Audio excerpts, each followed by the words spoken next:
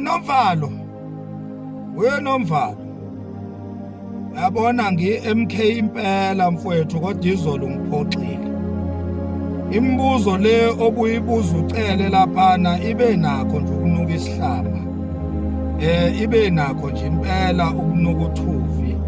Imibuzo oyibuze uMagayi.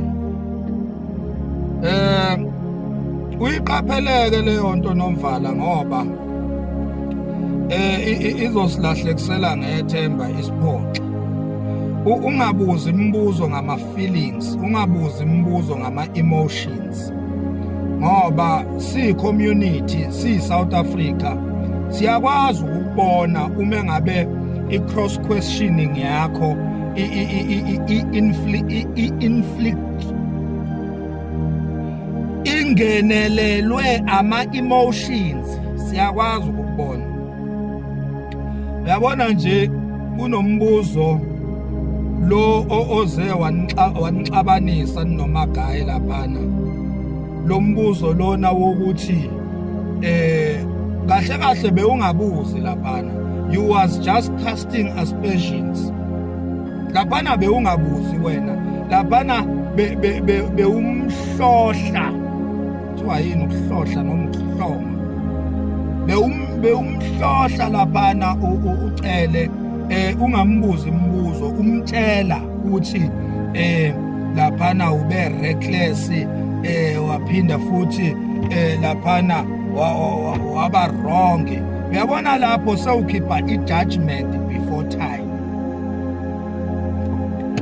Ucele uyasixoxela si South Africa uthi uye njengo National Commissioner kwafika umuntu i-civilian yazomxoxela indaba ezishaqisayo ngabasebenzi bakhe ucele abangaphansi kwakhe abasezingeni eliphezulu abahloniphayo. Le civilian izoxoxela ucele ukuthi hayibo uyazazi izinto ezenzeka la ngaphansi kwakho.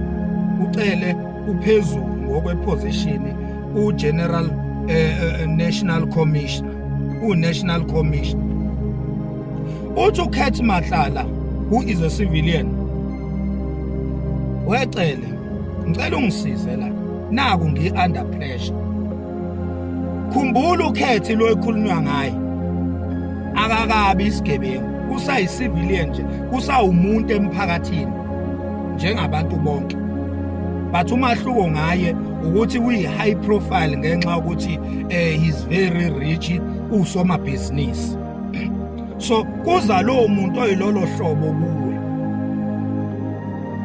uzoxoxela izinto ezithusayo ngabasebenzi bakho ayithole kubo.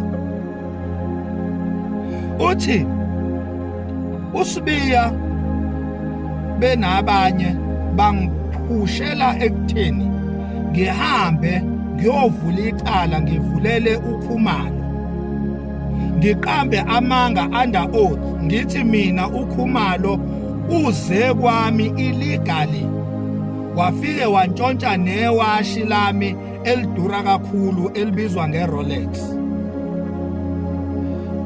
Osibiya baphusha i-civilian okuKhethi Matlala ukuthi yenze leyo mkhuba leyo, and then i-civilian iyabona iposition yoSibiya ukuthi iyam-overpower.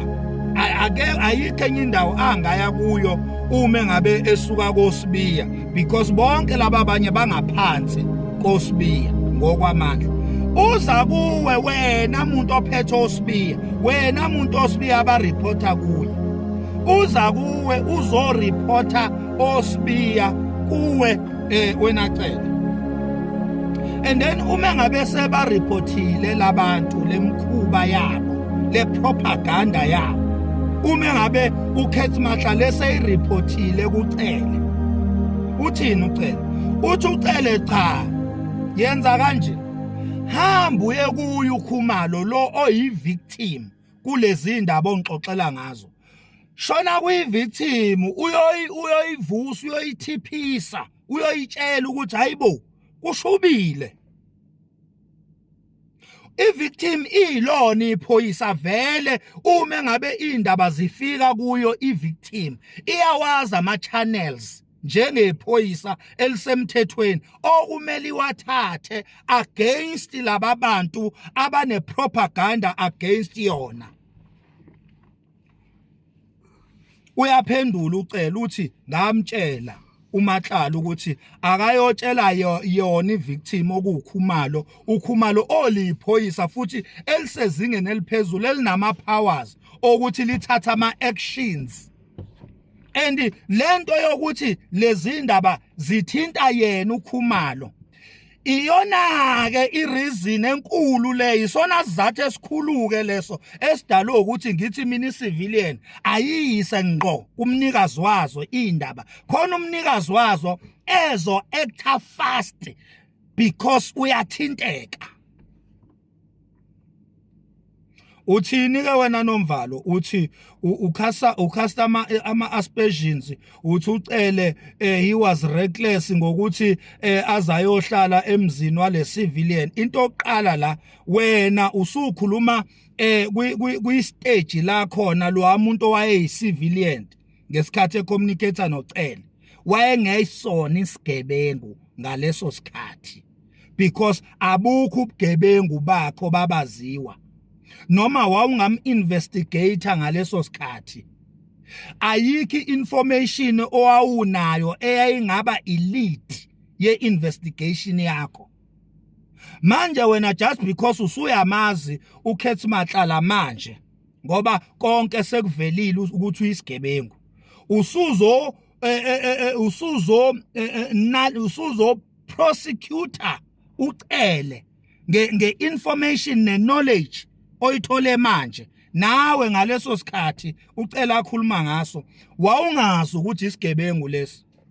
And in a position yakho uMatlala yayi very locus, yayi very influential and attractive. And the information enjalo kwakufanele ucele athi no lo muntu lo okushuthu una more information, let me keep this person too close to me so that I will milk him out all the information he may have. Ucele was all about trying to milk information out of this civilian so that Ucele will use that information in the protection of a victim okuKhumalo. And ucela ukusho wakuphinda lokho ukuthi mina into engangi-interested kuyo ngangi-interested ukuvikela uKhumalo, so ukuze ngimvikele I needed to keep this whistleblower close to me so that he will continue to tell me more things, even the things that he did not tell me from the first place. But if I keep him closer to me, wayezokwazi ukuqhubeka akhulume njengoba aqhubeka nje wakhuluma uKhethi Matlala. Manje wena Nomvalo ufuna ukusebenzisa ama-emotions ngoba you wanted to find ucele guilty by fire by force. Even if into ucele ayikhulumayo it makes so much sense kuwena iyenze sense ngoba wena you want him in using your emotions, not facts. Ama-facts siyawezwa and are understandable. Uma ngabe okukhulunywa ucele kuyiqiniso siya-understanda. Even nami umuntu uma ezongitshela indaba ethusayo ngobhuti wami ngimsondeza eduze lo muntu noma bengingamazi kodwa ngoba ungitshela izinto engi-interested kuzo ngimsondeza eduze kakhulu. Ngiqala ngalelo langa ukumazi, angidingi ukuthi ngize ngibe neminyaka yokumazi. Ungitshela izinto engiyidingayo lo muntu ngiqala ngalelo langa ukumazi, ngizokwenza sure ukuthi ngimsondeza even more than ubhuti wami so that ngizokwazi ukuthola zonke izikhali engizovikela ngazo ubhuti wami. So ucele waye wrong kuphi? Waye wrong, yayi wrong kuphi Nunu? hayi usiphoxile Nomvalo usiphoxile mfowethu